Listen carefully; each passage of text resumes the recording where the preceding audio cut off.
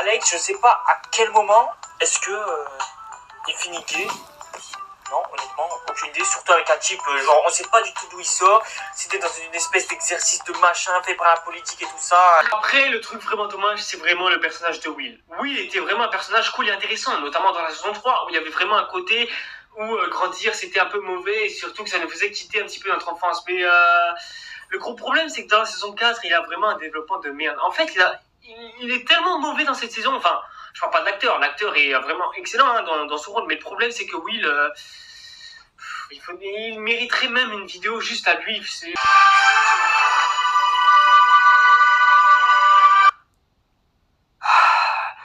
Netflix, faut vraiment qu'on parle de ta représentation des LGBT.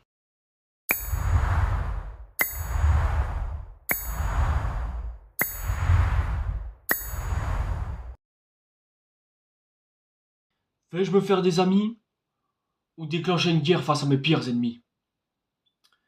Bon, déjà, je me tape encore avec Netflix, hein, décidément, hein, Netflix et moi, c'est vraiment pas l'amour propre cette année-là, dites-vous, hein, mais bon, en même temps, voilà, cette partie-là, ça fait un petit peu des années que ça dure, et puis de toute façon, faut bien en parler. Bonsoir, et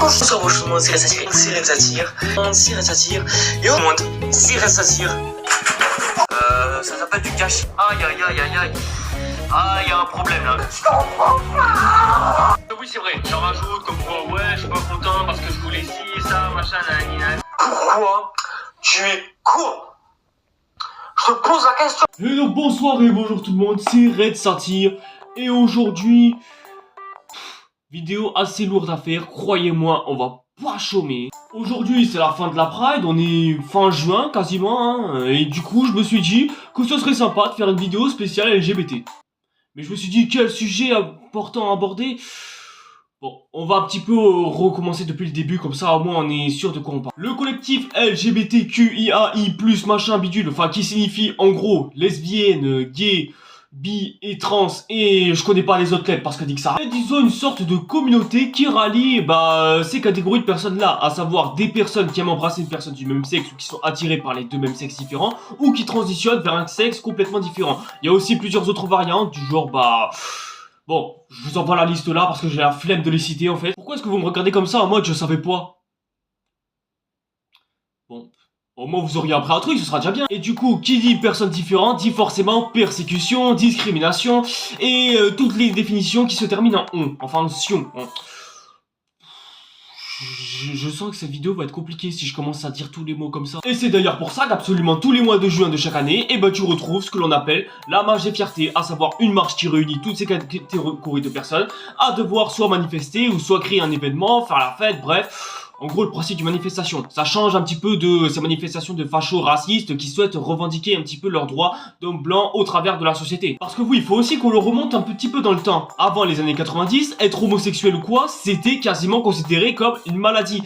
Parce que soyons honnêtes, on était très cons. Mais c'est à partir de 1990, plus précisément aux alentours du mois de mai, que cela n'a plus été décrété comme une maladie et a été considéré comme étant normal. Du coup, grâce à ça, voilà, tout le monde peut être différent et tout le monde même a le droit d'être différent sans dire que c'est un complètement malade ou un trisomique ou je ne sais quoi. Et c'est pour ça que c'est à partir de ce mois de juin que que la Pride se fait quoi. Pride, par contre, je sais pas ce que ça veut dire.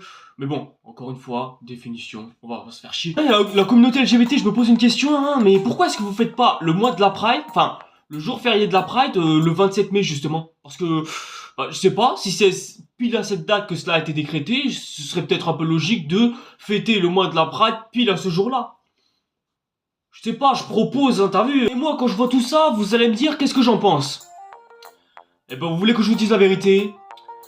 Je m'en bats les couilles d'une manière que vous imaginez même pas. Moi, dès que je vois tout ça, je me dis, cool, ça va pour eux. Je trouve ça même sympa d'avoir à défendre leurs droits, surtout quand on se sent oppressé, discriminé par une société qui les persécute parce que, soi-disant, c'est des chétans, des démons, interdit de voir ce genre de choses dans notre société ou je sais pas quoi. Surtout quand tu vois que à peu près 70, voire même 75, peut-être même 80% du reste du monde persécute les LGBT dans le reste du monde, au point que même en Arabie Saoudite, c'est littéralement la condamnation à mort. C'est genre, on sait que t'es LGBT là-bas, sous la guillotine, direct. Donc oui, ce genre de choses c'est malheureux, mais bon, c'est des gens qui essaient de défendre leurs droits. À certains moments, elle me rappelle un petit peu l'époque de la ségrégation des noirs dans le 20e siècle en fait. Une personne qui décrète que les noirs ne sont pas censés faire partie de notre civilisation, puis ensuite que cette même communauté se soulève contre ce peuple qui les oppresse, voire même les opprime au travers du reste du monde. Ça franchement, je vois pas trop où il peut pas y avoir de comparaison entre ces deux communautés. Surtout quand même encore aujourd'hui, il y a des personnes rien que pour leur couleur de peau se font discriminer chaque jour. On pense notamment à des nombreuses figures de fiction rien que dans le cinéma et même dans la vraie vie. Hein. Donc si on me demande sérieusement ce que j'en pense, en fait j'en pense rien, juste je m'en fous complètement. Je suis juste content pour eux, ça me fait plaisir de voir qu'il y a une communauté qui se défend contre une société oppressante. Juste, j'en ai rien à foutre pour la simple et bonne raison que je me sens pas impliqué là-dedans. C'est tout, je laisse juste les gens se défendre.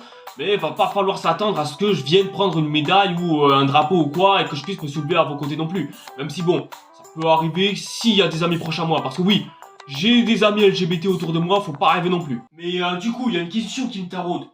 Pourquoi est-ce que tu fais cette vidéo si tu t'en fous de la communauté LGBT? Je comprends pas. Justement, quand t'apprends que Netflix, à savoir la plus grande plateforme de streaming au monde, voudront représenter toute la communauté LGBT dans toutes les fictions qu'ils vont poster, là ça va m'intéresser, là ça va me rendre curieux, là ça va me faire dire que...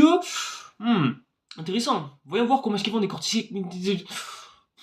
Et je sais pas ce que j'ai avec les mots aujourd'hui, ça va me casser les couilles. D'ailleurs mes potes, ceux qui sont concernés, désolé, je fais pas vraiment ça pour vous, je fais juste de l'analyse. Parce que de toute façon, si vous regardez mes vidéos YouTube, vous savez très bien que je fonctionne exactement comme ça. Je regarde un film, je l'analyse, je regarde si c'est bien ou pas, et puis je conclue. Fin de l'histoire. Mais comme Maître Gims, T'as froid dans le dos quand un drablot te dit vas-y viens. Car tu sais que l'homme ne naît pas gay mais qu'il le devient. Le monde est brutal. Demande à ceux qui se refont le visage, les gays, les hétéros, et à ceux qui passent sous le bureau. L'homosexuel qui prend de l'ampleur adopte un gosse et moi j'en pleure. Enfin, qu'est-ce que je raconte? Netflix ont décidé de vouloir être visiblement mon ennemi public à moi, à savoir que moi je suis Batman, eux ce sont tous les méchants de Gotham City, que je suis Luke Skywalker et que eux c'est absolument tout l'Empire, que je suis Optimus Prime et que eux c'est absolument tous les Decepticons, que je suis Mario et que je suis obligé d'affronter les Pierre Goomba et autres monstres du genre pour pouvoir en arriver à Bowser et pouvoir libérer ma princesse Peach, je suis Red et que je suis obligé de me taper toute la Team Rocket, Plasma, Magma, quoi, mes couilles, etc. Bon c'est bon, ça va, t'as fini, on peut passer à autre chose maintenant s'il te plaît, parce que tu commences à être fatigant là. Et bah encore une fois, on va s'en prendre à Netflix, parce que visiblement Netflix ont envie que je les déteste. Je crois même qu'ils aiment que je les déteste en fait, du coup... Bon bah c'est parti pour se tailler encore une fois un peu plus de succès de cette vie de merde, comme ça au moins ce sera réglé. D'ailleurs je mets tout de suite quelque chose au clair, on va pas parler des qualités et défauts des nombreuses séries dont on a déjà abordé, parce que déjà, tu regardes toutes mes après-séries et mes après-films, on les a presque tous fait, et puis surtout... Bah, j'ai pas le temps pour ça ma gueule, on est là pour décortiquer les personnes LGBT présentes dans toutes ces séries, savoir si elles sont bien retranscrites dans les séries. Comme ça au moins on conclut et on bastonne tout ça, fin de l'histoire, enfin... je suis fatigué les gars, je suis fatigué ça. D'ailleurs si vous attendez à ce que je cite une de vos séries préférées, bah sachez que ça risque pas d'arriver. Par exemple, je vais pas citer des séries comme Riverdale ou je ne sais quelle autre pépite que vous ayez dû regarder. Non, on va juste citer soit ceux que l'on a déjà abordés ou ceux dont on va sûrement aborder dans le futur. Même si bon, il y a peu de chances que ça arrive un jour. Donc si vous avez des verrues LGBT en arc-en-ciel présents dans vos séries préférées de Netflix ou même dans d'autres séries de manière générale, histoire que l'on puisse pousser le débat un peu plus loin que Netflix, bah n'hésitez pas à me les laisser en commentaire histoire de... Et d'ailleurs n'hésitez pas à me suivre sur les réseaux sociaux pour être au courant des prochaines nouveautés qui viendront et à vous abonner à la chaîne et activer la petite cloche, comme ça moi vous êtes au courant de toutes les nouveautés qui viendront. Ceci étant dit et les points étant mis sur les i et sous les points d'exclamation, on va donc pouvoir commencer la vidéo.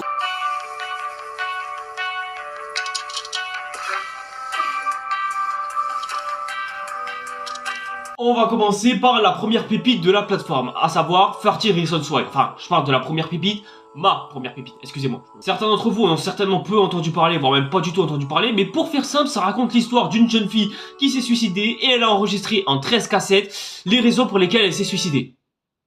C'est très charmant déjà, ça t'annonce bien le topo au moins. Dans cette histoire, on va suivre Tony, et c'est lui le premier personnage gay que j'ai connu dans une fiction. Ouais, parce que j'en avais pas connu d'autres à une époque, du coup, bon, voilà. Et la première fois que j'ai vu ça, bon, je rappelle, je suis au collège, j'ai entre 14 et 15 ans, je découvre la série pour la première fois, et là, je tombe sur Tony qui devient gay. La seule phrase qui me vient à l'esprit, c'est quoi un gay? Premier degré, je vous jure que c'est ça. Alors pause, petite rectification. En fait, je me suis complètement trompé, j'avais complètement oublié que la première fois que j'ai eu affaire à une personne gay, bah c'était New Titeuf, lorsque j'étais un fan accru de Pokémon. Ouais, c'était à l'époque où il avait fait son coming out et... Voilà, c'est... Voilà, du coup, petite rectification au cas où. Hein. Comment vous dire que je n'ai même pas eu besoin d'aller chercher sur Google pour savoir ce que c'était? Bon, bah, je pense que là, ça paraissait assez clair. Hein. Et en général, on imagine souvent qu'une personne gay, dès que tu traînes avec lui, ça veut dire que le gars, il a un penchant pour toi, il a sûrement envie de te... Mais là, pas du tout. Je veux dire, il révèle à la clé qu'il est gay, mais ça veut absolument rien dire. Les gars, ils sont meilleurs potes, c'est tout. Ils sont juste copains et c'est tout, en fait, tout simplement. Il n'y a aucune histoire, aucun penchant entre les deux, il n'y a même pas d'attirance l'un comme pour l'autre. Bon, surtout pour Guy Clé, parce qu'il est hétéro. Mais au fil de l'avancement de la série, on finit par découvrir un autre visage de Tony. À savoir que, bah, ce gars-là, bon, il est nerveux, très nerveux, hein, peut-être même trop nerveux à certains moments. Il commence même à nouer une relation avec son collègue de sport. Et là, on commence à découvrir une chose. En fait, être gay, c'est juste une particularité plus qu'une autre, en fait. Du coup, en fait, c'est normal d'être gay. Je vois le personnage de Tony et à quel point il a été déchiré par la mort d'Anna, par exemple. Bah là, j'ai pas du tout l'impression d'avoir affaire à un personnage gay. J'ai l'impression d'avoir affaire à un personnage développé, qui a du développement.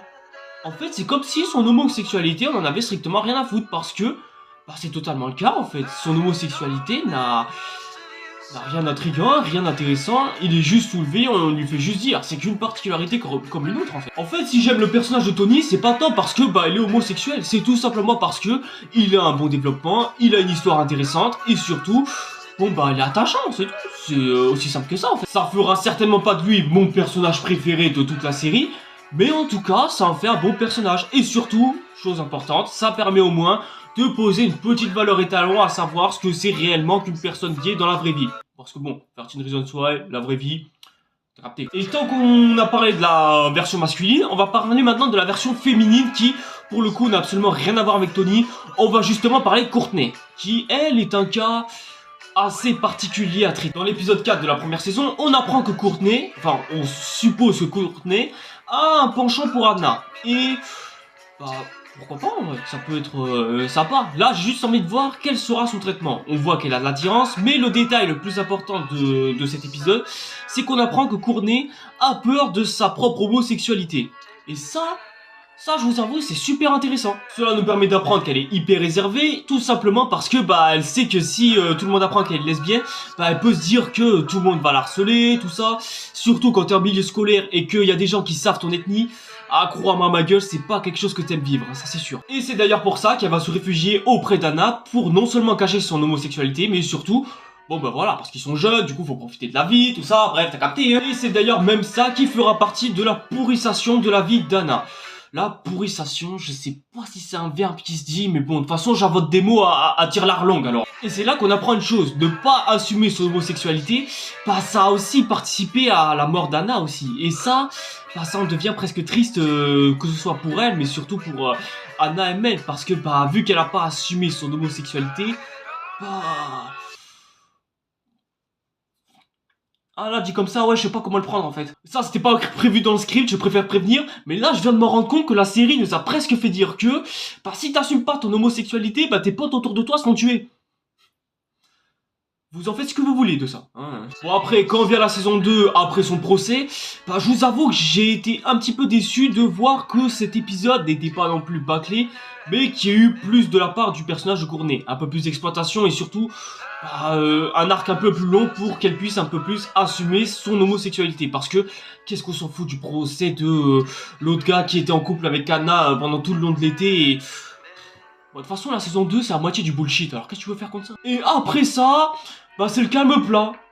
Genre, on la voit plus, on n'entend plus du tout parler d'elle, alors que moi, franchement, j'aurais bien aimé avoir, la conclusion de son arc, ça aurait été super intéressant. Juste à la fin de la saison 2, elle assume de sortir avec une meuf pour prouver son homosexualité aux yeux des autres, et c'est tout, fin de l'histoire, voilà, elle devient littéralement une figurante durant les 2 prochaines saisons.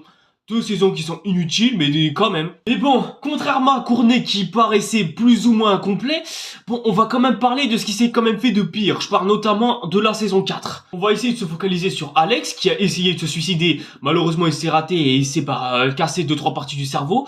Et du coup, il sait plus trop qui il est. Et entre-temps, il jongle entre Jessica... Enfin non, c'est plus Jessica qui jongle entre Justine et Alex parce que les triangles amoureux c'est ennuyeux et chiant comme la pluie, hein, voilà. Et pour une raison qu'on ignore, Alex a, une relation avec un homme qui l'a sauvé durant une alerte incendie, bref, j'ai rien compris à leur histoire, et qui finissent ensemble. Quoi? Le gars, il a eu une rééducation ultra compliquée, il y a sa meuf qui l'a quitté entre temps pour rejoindre finalement Justin parce que le triangle amoureux pour elle ça commençait à devenir chiant. Alex a commencé à avoir peur parce qu'il se retrouvait dans une situation incendie, il a commencé à rencontrer un gars qui a commencé à lui sauver la vie, et ils ont commencé à fricoter ensemble, et au final, bah ils gagnent même littéralement le prix du meilleur couple du bal de fin d'année. Dites-vous que tout ça est arrivé parce que Alex a tenté de se suicider à coups de flingue. Vous vous rappelez au début de la vidéo quand je vous disais que dans les années 90 on n'a plus considéré l'homosexualité comme une maladie? Que Alex devienne gay, en soi ça aurait pu être une bonne idée. Juste le problème c'est que déjà ça sort de nulle part, ça vient comme un cheveu sur la soupe, et surtout Netflix qui se dit vouloir représenter la communauté LGBT dans leur fiction. Quand tu vois ça, tu te poses sérieusement la question d'un coup.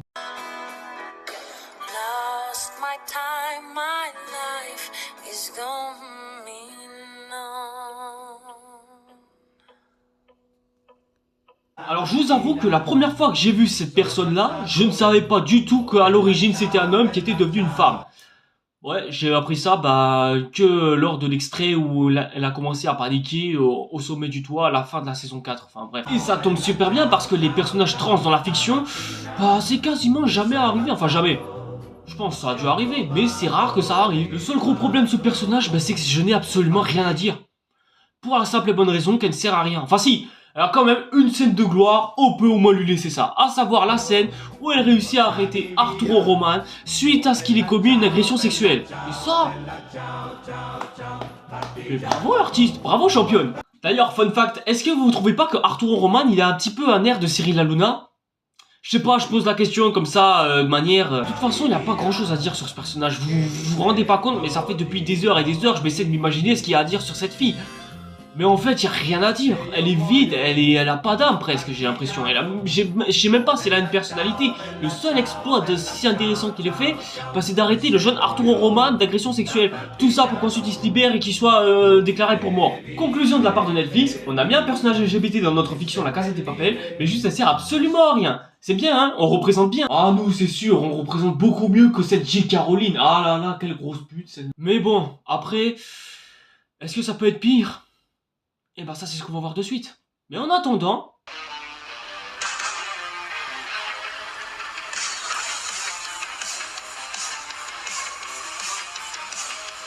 Je sais que je l'ai jamais fait, mais il faut vraiment qu'on parle de Sean version Netflix. Parce que ça a fait extrêmement polémique, je suis obligé d'en parler moi-même, hein, moi étant un grand fan de l'univers de Saint Seiya. Je sais que ça a rien à voir avec le lobby LGBT ou quoi, mais vous allez voir que je vais essayer de faire conjoindre un petit peu les deux, au cas où. Dans Saint Seiya, l'original je parle, et même dans toutes les autres versions, hein, sachez-le, Sean est un homme. Je sais que ça en a pas l'air physiquement parlant, même les traducteurs français se sont trompés en lui attribuant une voice acteuse plutôt qu'une voice acteur.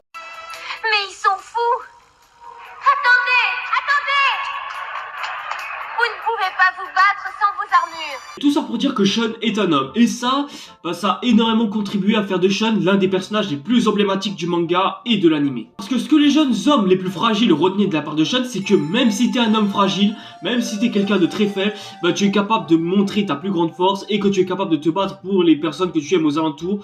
Bref, que même si tu es faible et que tu te sens un peu timide et fripé et tout maigre, hein, surtout, tu es vraiment capable de protéger ceux qui te sont chers autour de toi. Il suffit juste d'avoir de la bonne volonté et surtout d'exploiter ta force au plus grand...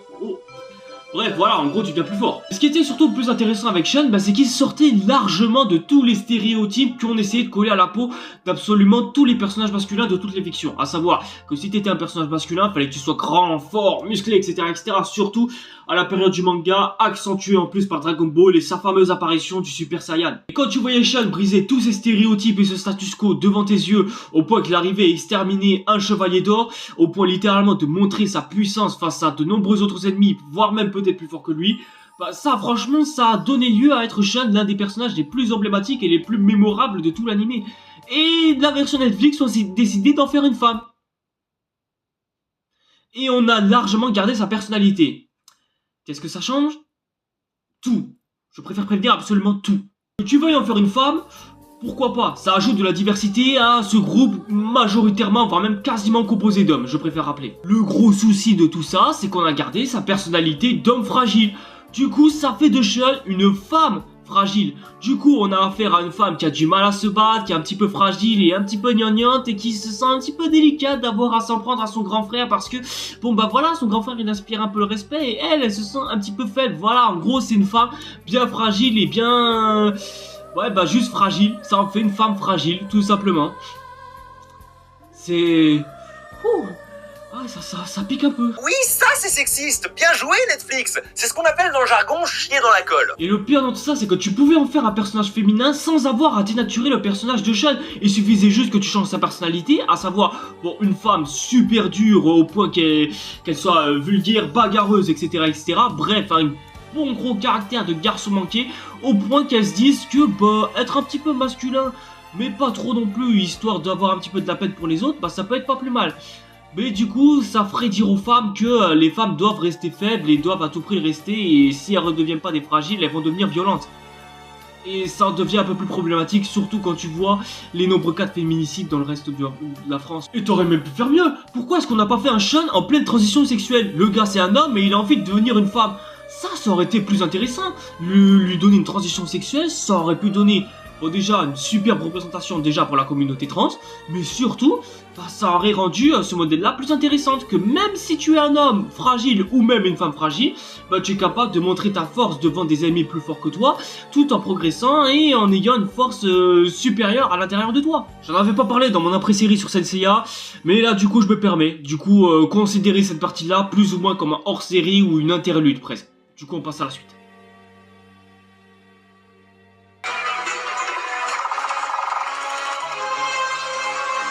Parlons de l'une de mes licences préférées, si ce n'est peut-être ma licence préférée, Transformers War for Cybertron. Dans un épisode de la saison 3, à savoir Transformers War for Cybertron Kingdom, je sais que le nom est long, mais bon, que voulez-vous que je fasse de plus? Eh bien, on voit Eraser sauver la Veuve Noire. Bon, ils sont pas tous des noms faciles, les Transformers, ça je peux vous l'accorder. Et la Veuve Noire fait un bisou sur la joue d'Eraser. Attends, quoi?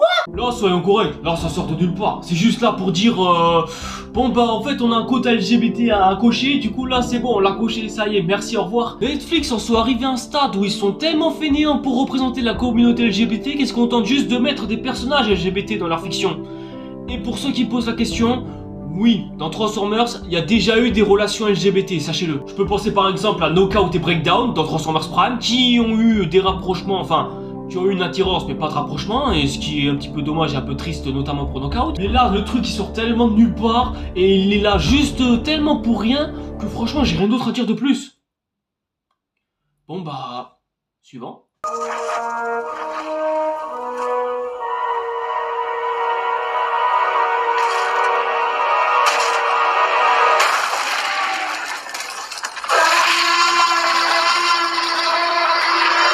J'en ai vite fait parler dans ma chute de la saga Jurassic World et même dans ma vidéo sur la théorie du chaos que je vous invite à voir. Mais oui, là on a affaire à un couple LGBT, bah comment dire, je ne saurais le décrire en fait. Là, ses amis étaient, s'entendaient plutôt bien au début. On avait même l'impression que c'était les meilleurs amis du monde. Et en général, quand tu dis que t'es meilleur ami et que ça va que t'es meilleur ami du monde, bah au bout d'un moment, tu vois pas plus loin que ça. Tu te dis juste, on est potes, c'est tout, point barre. Et tu vas même pas t'imaginer quoi que ce soit avec cette même personne. Mais, malencontreusement, quand la saison 5 est arrivée, bah d'un coup, t'as Yas qui commence à avoir une attirance avec Sami et vice versa. Du coup, voilà, ça s'embrasse, c'est bien, tranquille. Je dis pas qu'un couple entre Sami et Yas aurait été impossible, hein, bien sûr, je dis pas. Mais je dis ça comme ça, pourquoi les caser tous les deux ensemble? Je ne sais pas. Encore une fois, j'ai juste l'impression que c'est pour le quota. Netflix a juste envie de remplir à fond son quota de lobby LGBT parce que il faut à tout prix qu'ils représentent tout ça, etc., etc. Mais du coup, ça fait qu'il y a des couples comme ça qui sortent de nulle part ou qui admettent littéralement leur homosexualité comme ça d'une manière qui des fois paraît presque ridicule. Après, ce que j'ai trouvé bien avec la saison de la théorie du chaos, c'est que au moins ils ont assumé la chose et l'ont fait vivre ce couple-là comme un couple normal. Ça, je dois avouer, c'est le truc bien qu'ils ont fait et je peux au moins leur laisser ça. Ça va. Mais même si c'est un couple qui sort d'une part, ils ont assumé la chose et ils ont fait vivre ces deux personnages comme un couple. Et ça, bah, tu vois, c'est l'un des trucs que je peux valider. Pour une fois qu'il y a une qualité à dire sur la théorie du chaos, bah voilà, là je le dis. Juste, je sais très bien que la saison 2, ça va être de la de merde, du coup, ça sert à rien que j'en parle là. Et si en vrai je trouvais que le couple il sortait pas de nulle part? Non, sérieusement, je me pose vraiment la question. Je vais être honnête avec vous, la première fois que j'ai vu le couple s'embrasser, je me suis demandé exactement d'où est-ce que ça sort et pourquoi. Mais je dois avouer que en regardant les anciens extraits des précédentes saisons, je crois que je me suis fait une petite boulette à moi-même en fait. Et en regardant ces extraits, c'est là que je me rends compte qu'en fait ça fait depuis plus de 20 ans que je suis plus en couple. On peut être en couple avec ses meilleurs amis finalement quand on y réfléchit un petit peu. Dans cet extrait par exemple, lorsque je vois Yas parler de ses sentiments pour Sami, bah j'ai l'impression non seulement qu'elle est sincère et puis surtout, bah ouais, ce sentiment qui sort de nulle part a vite fait par se changer en sentiments qui sont plutôt, bah, positifs j'ai envie de dire. Et cette impression de déception, j'ai l'impression que c'est presque un sentiment de satisfaction. Satisfaction de voir que, pour une fois, qu'on n'a pas un couple LGBT qui non seulement sort de nulle part, et qui surtout, bah, est là juste pour signer une sorte de quota en fait. Et s'il pouvait y avoir des fois où Netflix proposait des couples LGBT comme ça à l'avenir, et s'il pouvait y avoir un peu plus de qualité de la part de Netflix, et si même je me rendais compte que j'étais homophobe en critiquant ce genre de choses en fait. Et même pire, est-ce que je n'aurais pas été obsédé par cette obsession de voir du négatif de partout de la part de Netflix finalement? Donc ouais, j'ai peut-être été un peu trop dur et du coup, bah tout ce que j'ai dit sur le couple Yas et Sami, bah je retire absolument tout ce que j'ai dit, que ce soit dans ma vidéo sur la chute de la saga, et aussi bah ce que j'ai dit dans la théorie du chaos. Au final, c'est un très beau couple.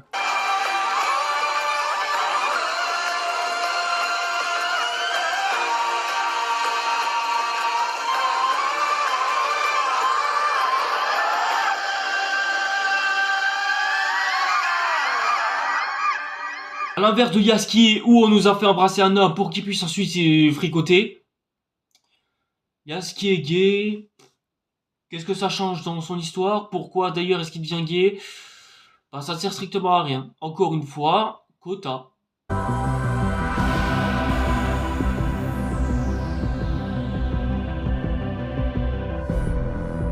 Et j'ai gardé le meilleur pour la fin pour vous, à savoir Stranger Things. Quelle série exceptionnelle tout de même, une des rares pour Netflix.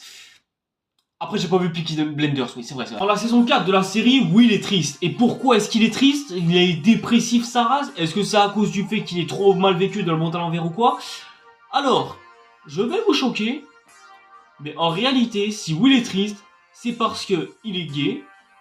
Du coup, ce qui fait qu'il est amoureux, bon, du personnage principal, qui lui est déjà en couple avec 11. Sa tristesse se résume à ça. Et c'est totalement justifié. C'est justifié dans le sens où, bah, quand tu vois qu'un de tes crushs est déjà en couple avec quelqu'un que tu sens pas, bah ouais, ça te rend un peu triste d'apprendre que bah il est en couple avec quelqu'un d'autre que toi. C'est...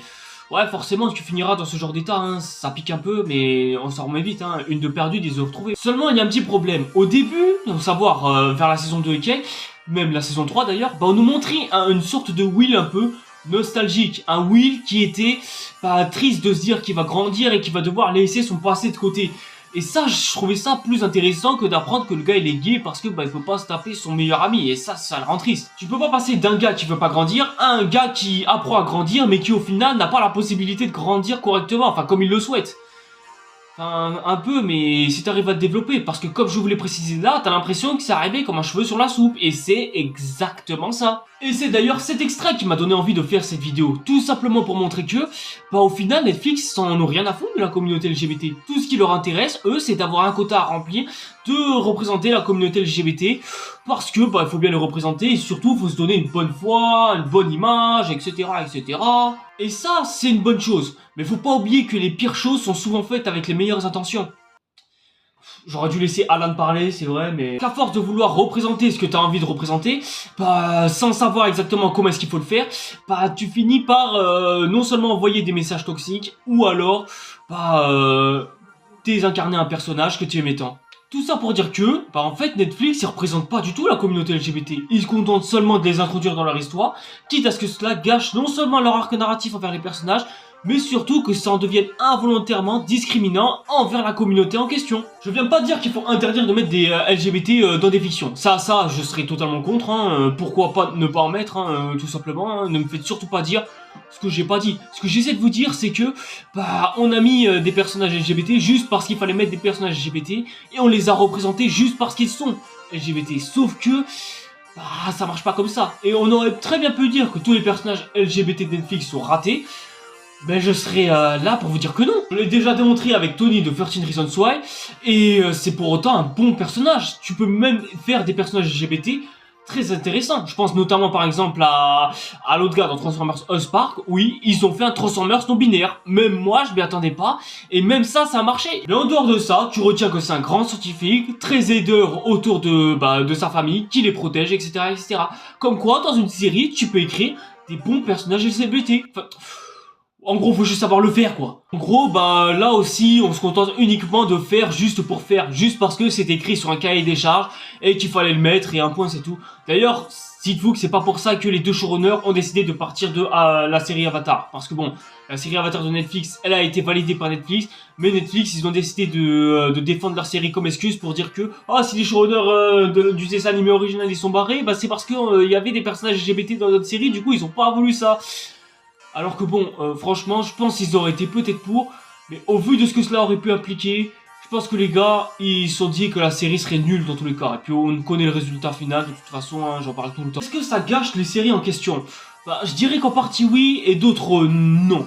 Ça dépend juste de quel degré est-ce que cela va. Dans 13 Reasons Why par exemple, lorsque tu représentes le couple avec Alex et l'autre gars que tout le monde a oublié au point de vouloir les glorifier à la fin alors que les gars ils se sont connus pendant à peine quelques jours, ça, tu vois, c'est pas représentatif de la communauté LGBT, c'est juste les mettre au sommet d'une cage sans aucune justification scénaristique. Dans War Force Bertrand, c'est fait exprès parce que y a un quota à remplir, tout simplement, et du coup là c'est pas du tout représentatif, c'est juste parce qu'il y avait des cases à cocher. Mais dans la colo du Crétacé par exemple, là c'est plus représentatif par le simple fait que c'est juste deux femmes qui ont envie de s'aimer ensemble, qui vivent une aventure toutes les deux, tout simplement. Y a pas à être plus développatif que ça. Il faudrait juste que Netflix écrive leurs personnages LGBT comme ça. On pourrait débattre sur ça pendant un certain temps, mais si vous voulez qu'on en débatte suffisamment, je pense que les commentaires seront largement ouverts pour ça. Donc si vous avez envie qu'on en débatte assez longtemps, on peut ouvrir la case pour ça et on pourrait y passer un sacré bout de temps. N'hésitez pas à me dire ce que vous pensez sur tout ce que je viens de dire. Et en attendant, voilà, si vous avez aimé cette vidéo, vous n'hésitez pas à vous abonner à la chaîne et activer la petite cloche pour être au courant des prochaines nouveautés qui viennent. Et du coup, nous on se retrouve pour une prochaine vidéo. Suivez-moi sur les réseaux sociaux pour être au courant par contre. Du coup, nous, je sais pas comment conclure, hein. Je peux juste souhaiter bonne Pride à toutes et tous, mais bon, vu qu'on est en pleine fin du mois, je vois pas comment est-ce que je peux conclure la chose en fait. Du coup, bonne fin de Pride tout le monde.